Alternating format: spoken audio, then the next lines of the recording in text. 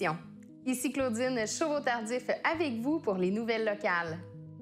On commence notre revue de presse du côté de Lac-Beauport où encore une fois cette année, la municipalité s'active dans le cadre des Journées de la culture.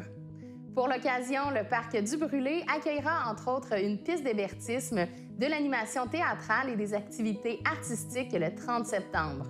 Le lendemain, un mini-salon du livre et un atelier sur la bande dessinée prendra place à la bibliothèque L'Écrin avec la présence d'une douzaine d'autrices et d'auteurs. Surveillez le site web et la page Facebook de la municipalité pour connaître tous les détails. On continue du côté de Sainte-Brigitte-de-Laval où le club Lion de Sainte-Brigitte-de-Laval a remis 34 bons d'achat de 10 $ de la friperie SBDL à Madame Mathilde Picard-Dufour, intervenante de proximité pour les familles qui ont des enfants entre 0 et 5 ans, afin de combler ses boîtes d'aide aux nouvelles familles. Félicitations pour cette initiative innovante apportée aux nouvelles familles de la région. Rendez-vous à la page 20 du journal Le Lavallois pour découvrir les autres initiatives du Club Lion de Sainte-Brigitte-de-Laval. Et à Stoneham, vous pourriez avoir droit au crédit d'impôt remboursable pour la mise aux normes d'installation d'assainissement des eaux usées résidentielles si, entre autres, les conditions suivantes sont remplies. Vous résidiez au Québec le 31 décembre de l'année visée par la demande. Vous ou votre conjoint avez conclu une entente après le 31 mars 2017 et avant le 1er avril 2027 avec un entrepreneur qualifié afin qu'il réalise des travaux portant sur des installations d'assainissement des eaux usées à l'égard d'une habitation admissible. Les dépenses engagées pour ces travaux ont été payées dans l'année visée par la demande. Vous retrouverez tous les détails de cette aide financière dans la section Citoyens au www.villestoneham.com. Et maintenant, le ministère de l'Environnement, de la lutte contre les changements climatiques, de la faune et des parcs avise la population qu'il a convenu avec la municipalité de Fossambeau-sur-le-Lac d'interdire l'accès à la plage du lac Saint-Joseph dans la municipalité de Fossambeau-sur-le-Lac dans la région de Québec en raison d'une contamination bactériologique élevée. L'analyse des prélèvements effectuée le 9 août a démontré que des eaux de baignade de cette plage n'étaient pas conformes aux normes de qualité bactériologique établies par le ministère. En conséquence, la population doit s'abstenir de la fréquenter à des fins de baignade tant qu'un avis contraire n'aura pas été diffusé par le ministère. De nouveaux prélèvements seront effectués au cours des prochains jours sur cette plage. Apprenez-en davantage à ce propos au www.metroquebec.com.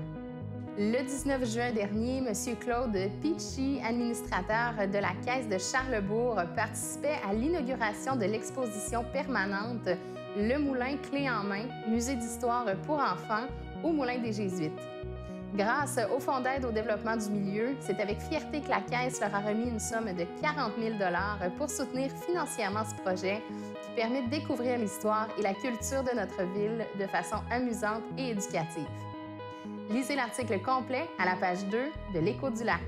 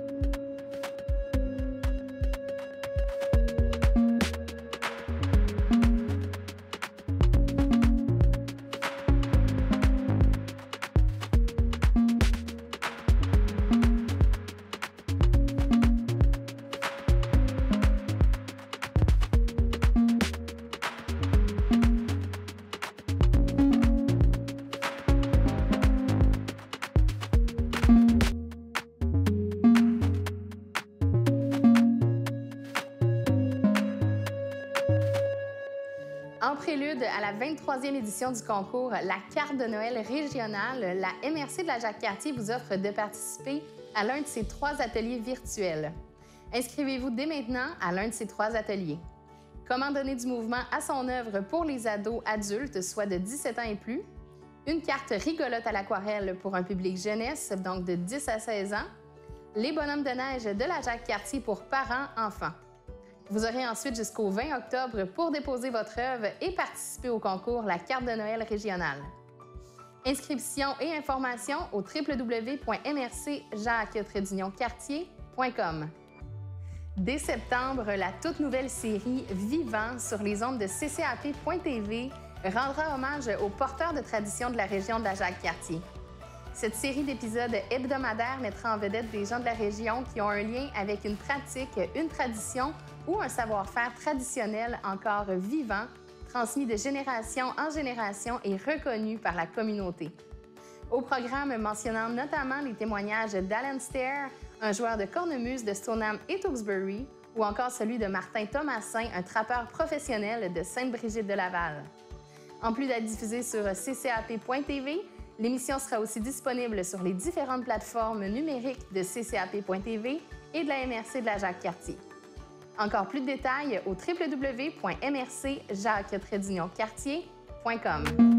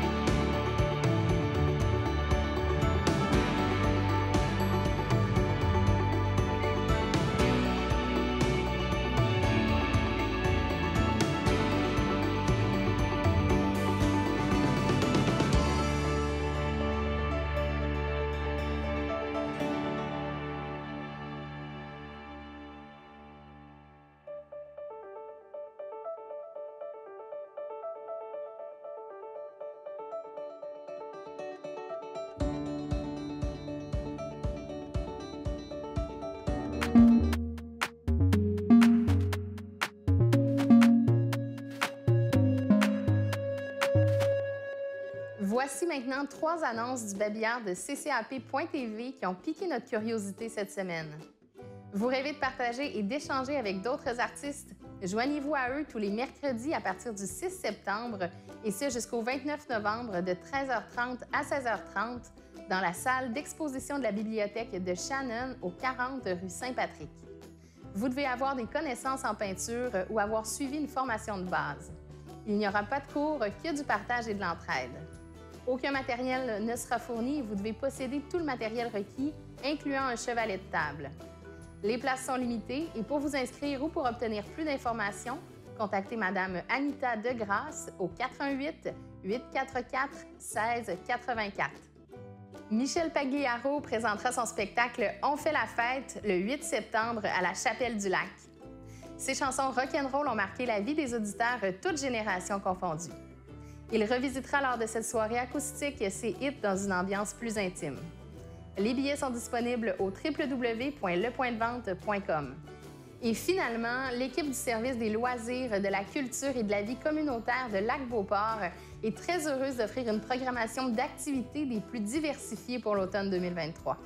Vous pouvez maintenant la consulter, les modalités d'inscription ainsi que les détails au www.lac-beauport.québec. C'est ce qui conclut l'émission de la semaine du 28 août et on se dit à la semaine prochaine.